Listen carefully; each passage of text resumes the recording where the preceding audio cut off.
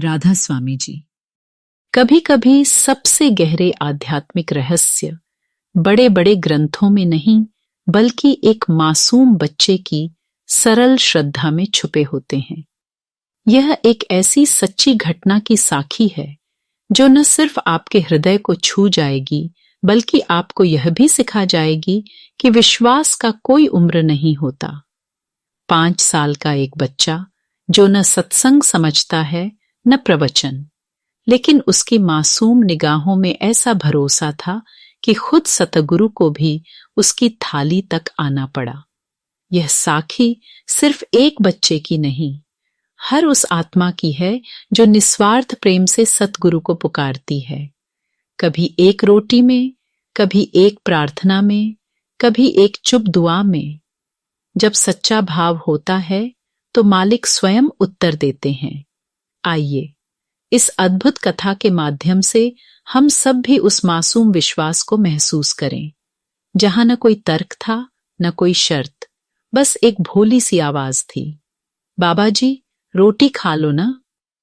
कभी कभी रोटी भी इबादत बन जाती है जब उसमें छुपा होता है एक मासूम सा विश्वास। पंजाब की मिट्टी में बसा एक छोटा सा कस्बा मलोट। वहां की गलियों में एक परिवार रहता था जिसकी दुनिया 2 हिस्सों में बांटी हुई थी। घर की बुजुर्ग दादी सच्चे मन से डेरे से जुड़ी हुई थीं। हर दिन सत्संग, सेवा, सुमिरन उनका जीवन था। लेकिन उनके पति, बेटा और बहू श्री कृष्ण के भक्त थे। उनका रास्ता मंदिर से होकर गुजरता था।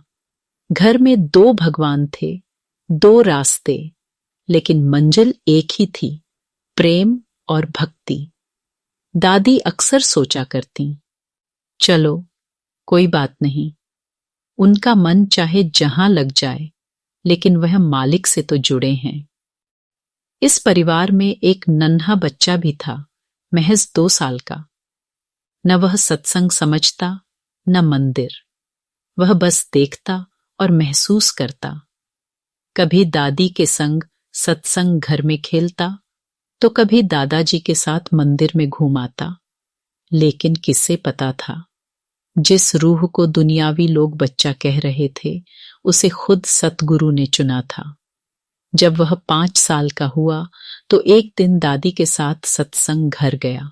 वहां लोगों को पौधों में पानी देते, झाड़ू लगाते देखा। उस नन्हे दिल में भी सेवा का अंकुर फूटा। उसने पाइप उठाई और पानी देने लगा। उसे यह नहीं पता था कितना देना है, बस भाव सच्चा था। एक सेवादार ने जब उससे पाइप ले ली तो बच्चा रो पड़ा। मैं खाए भी सकता, एवा करूंगा। दादी ने मुस्कुराकर घास पर खेलने की सेवा दे दी और वहीं से शुरू हुआ एक मासूम विश्वास की साखी। बच्चा बड़ा होने लगा। एक दिन जब वह अपने दादाजी के साथ मंदिर गया तो उसने देखा पंडित जी मूर्ति के आगे प्रसाद रखते, पर्दा खींचते और 2 मिनट बाद वही प्रसाद बांट देते। बच्चा हैरान था, कृष्ण जी पर्दे के पीछे क्यों खाते हैं, सामने क्यों नहीं आते? दादाजी बोले, बेटा दर्शन उन्हीं को होते हैं जो बहुत भक्ति करते हैं। बच्चे ने मन में ठान लिया, तो क्या बाबा जी भी मेरी रोटी खाएंगे? भले दर्शन ना दें, पर रोटी तो खा ही सकते हैं। एक दिन जब सब लोग काम पर चले गए तो दादी ने बच्चे के लिए रोटी परोसी। बच्चा थाली उठाकर बाबा जी की तस्वीर के आगे बैठ गया, आंखें बंद की और बोला, बाबा जी अगर आप नहीं आए और मेरी रोटी नहीं खाई तो मैं भूखा रह जाऊंगा। और फिर हुआ कुछ ऐसा जिसने रूहों को झकझोर दिया।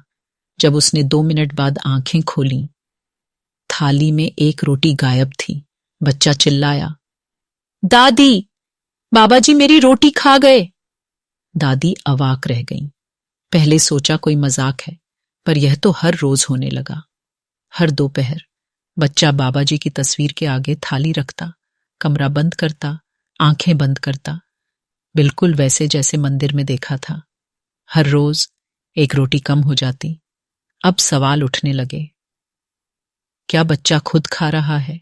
कहीं खेल तो नहीं बना लिया? पिता ने अगली दोपहर कमरे में मोबाइल छिपाकर रिकॉर्डिंग चालू की और जब शाम को वीडियो देखा तो रूहें कांप गईं। जैसे ही बच्चा आंखें बंद करता, खिड़की के पास एक बंदर आता, हाथ डालकर एक रोटी ले जाता।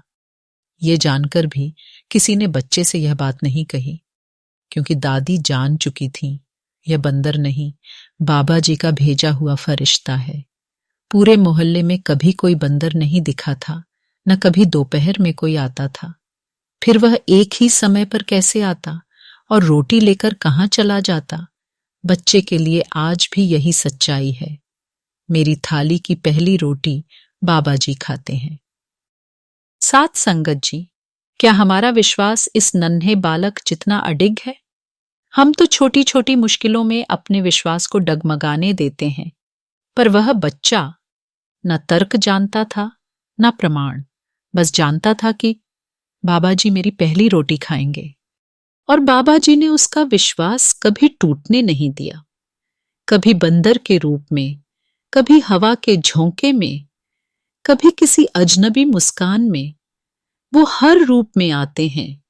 बस आंखें बंद कर विश्वास तो करो। अगर आपको यह साखी पसंद आई तो बताइए, क्या आप भी अपनी थाली की पहली रोटी, पहली दुआ, पहला आंसू बाबा जी को देना चाहेंगे? राधा स्वामी जी।